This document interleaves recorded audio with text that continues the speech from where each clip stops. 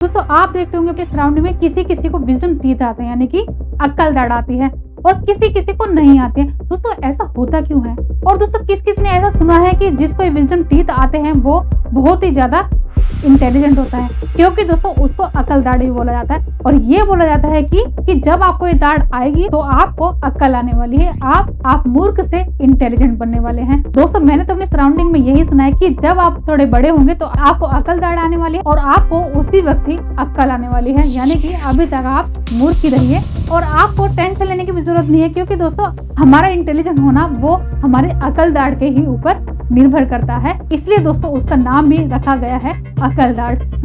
और आज का टॉपिक हमारा इसी पे होने वाला है कि ऐसा क्यों होता है कि कुछ लोगों को अकल दाढ़ आ जाती है और कुछ लोगों को नहीं आती है। तो चलिए आगे बढ़ते हैं और समझते हैं थोड़ा इस टॉपिक को। तो नमस्कार दोस्तों, मैं हूं वंदना और मेरे यूट्यूब चैनल में आपका फिर से एक बार स्वागत है। आज बात हो रही है हमारी अकल दाढ़ के बारे में, और यहाँ पे बात हो रही है कि कुछ लोगों को अकल दाढ़ आती है, कुछ लोगों को नहीं आती है।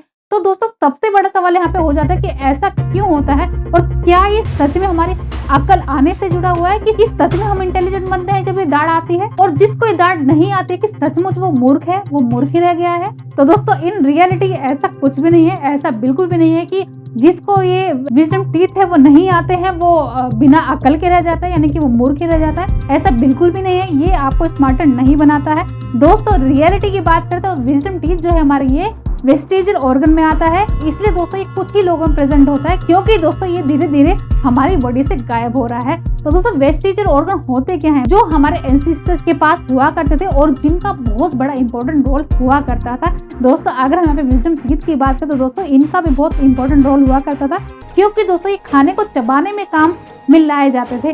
क्योंकि दोस्तों उस टाइम का खाना ऐसा हुआ करता था जो कि बहुत टफ खाना हुआ करता था, इसलिए दोस्तों विजडम टीथ का होना बहुत ज्यादा इंपॉर्टेंट हुआ करता था, क्योंकि दोस्तों वो खाने को अच्छे से पीस दिया करता था।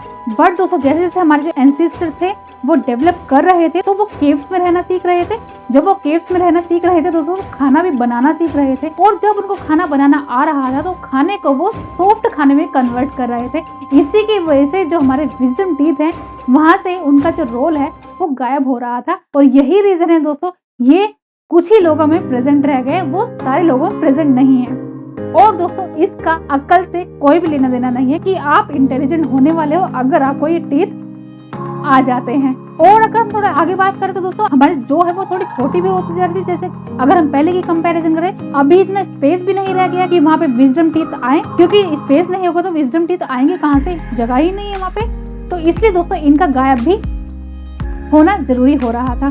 दोस्तों विजडम टीथ का होना ये कभी कभी प्रॉब्लम भी कर देता है। आपने खुद भी देखा होगा कि जिनको ये विजडम टीथ होते हैं तो उनको पेन हो जाता है, और वहाँ पे कभी कभी तो वहाँ पे सिस्ट भी बन जाता है।